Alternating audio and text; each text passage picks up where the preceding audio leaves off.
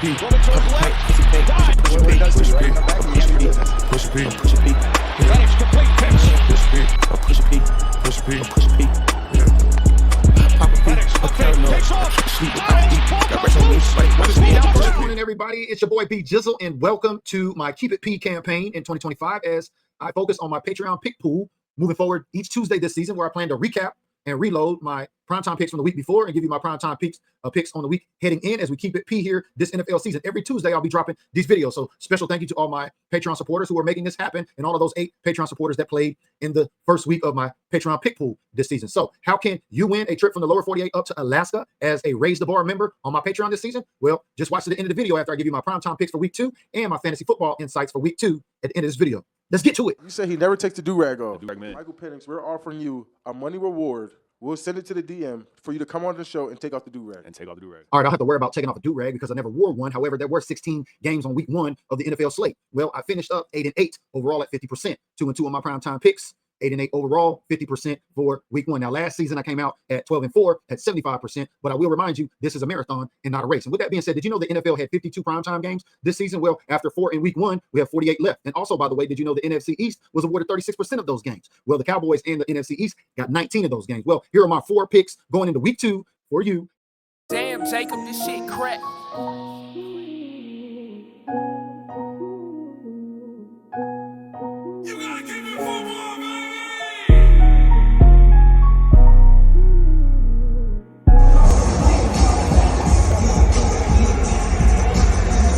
Big shout out to our sponsors, Turf Cap, as we get into the Keep It P campaign. What is all this P, this PPP, this Patreon pick pool, this pushing P? What are you talking about, BG? Well, I'm talking about Michael Penix in Atlanta. Why am I talking about Michael Penix in Atlanta after week 1? Well, I told you Bijan Robinson was in my top 5 running backs to draft for PPR leagues. I told you Drake London was in my top 5 wide receivers in PPR leagues. Now, if you look at Michael Penix after week 1, not only did he rush for a touchdown, he also passed for a touchdown. He rushed for 21 yards on 6 carries. He had a touchdown. He passed for 298 yards with a touchdown pass too as well. Now, when it comes to PPR, it's all about targets. So between Bijan and also Drake London, there are going to be plenty of targets to go around as there's a lot of trust there. So I'm pushing P. If you need somebody this week going into week 2, look for Michael Penix. He's in a lot of drafts. I mean, he's still in a lot of leagues available on ESPN as I looked into apps. And also, if you're looking for somebody else, in case you passed on, the 6th best quarterback this week, it was Daniel Jones from the Indianapolis Colts. That's right. Who would have thought Daniel Jones would have been a top 6 quarterback in the league this week? Well, I didn't figure that. I had Jalen Hurts myself. He rushed for 2 touchdowns because I'm treating quarterbacks like running backs this year. And so if you need a running back / quarterback, I would say go get Michael Penix and push P. Keep it P this season. Does he have the best waves we ever seen before? Bro, I don't know. Like, when I tell you this man doesn't take off his do-rag, he does not take it off.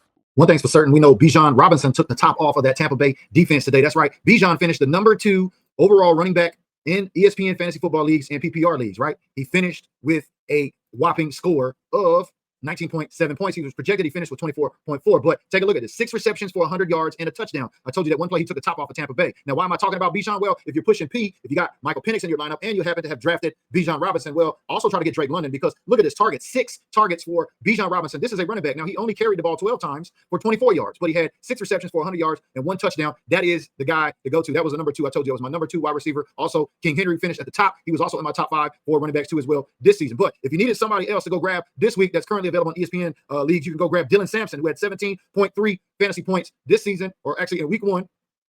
Let me see if I can pull him up here real quick. Yeah, get Dylan Sampson. He looks like he's available in a lot of leagues. He's in Cleveland. You know, Cleveland got that situation going on over there. As you see, he's available here in my league currently.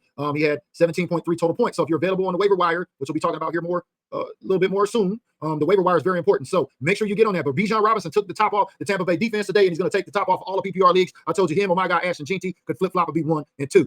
We know you're going to be hard on yourself, but can you look past that to see just how promising the offense looks? I will look past it, but right now I'm definitely going to look at this film and dread every drop. All right, I'm going to make this quick. When it comes to 88, when it comes to CeeDee Lamb and his behavior, his 88 behavior this season, that is a fluke. Now, I know a lot of you are looking at me like that's a fluke. He's dropped 35 balls since he's entered the league, in 2020. He leads the NFL currently in drops. Well, I'll tell you this. He was targeted 152 times last season. He was targeted 13 times in game 1. And if you do the math on that, 13 times 17 games, I think that's like 221 targets. So he's going to get a lot of targets this season. Game 1, he just dropped 4. but he still finished in the top 3 of PPR leagues this week in ESPN Fantasy Football Leagues without scoring a touchdown. He was 7 catches for 110 yards, but those 4 drops would have made that big difference. Don't expect that coming from the Giants. Now, if you're looking for another receiver, you can go and grab a guy named Quentin Johnson out of the LA Chargers. He's available in most leagues. He's available in my ESPN league currently. I've got number 1 on my waiver wire, so I'm kind of going shopping here tonight. But Quentin Johnson under Justin Herbert and those Chargers over there, he had 5 receptions, 79 yards, 2 touchdowns on 7 targets with a total point of 24.9 points. So go and grab your guy there if you're looking for somebody on the waiver wire this week. But when it comes to CeeDee Lamb and his behavior, it ain't happening anymore.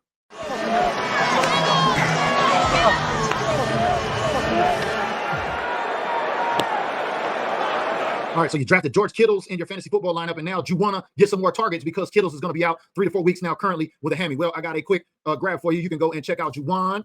Yeah, if you need some, if you want some more targets, Juwan some more targets this season, go get Juwan Johnson out of New Orleans. That's right, 11 targets this week, most in the NFL among tight ends. Now, I didn't rank my tight ends this season, but I will tell you, Juwan Johnson is available currently in my league. I might just try to claim him, man. I can go shopping tonight. But Juwan Johnson, rather, out of New Orleans is currently available in your leagues in case you've lost George Kittles, who is out with a hamstring injury over the next 3 to 5 weeks. So sorry, Charlie. Go find your new tight end. Go check out Juwan Johnson if you want more targets in your PPR league.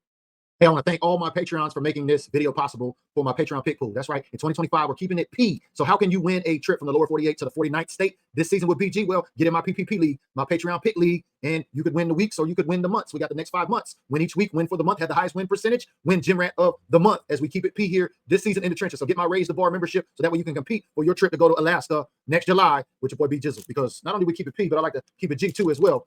So we'll see y'all in the gym next week on the next episode of my recap and reload. And not certain if it might be out on Tuesday because I will be on the road this week to go watch the Cowboys and the Giants. So we'll see Tuesday, Wednesday at the latest. But look for the next video in the gym. We'll see y'all on the next episode.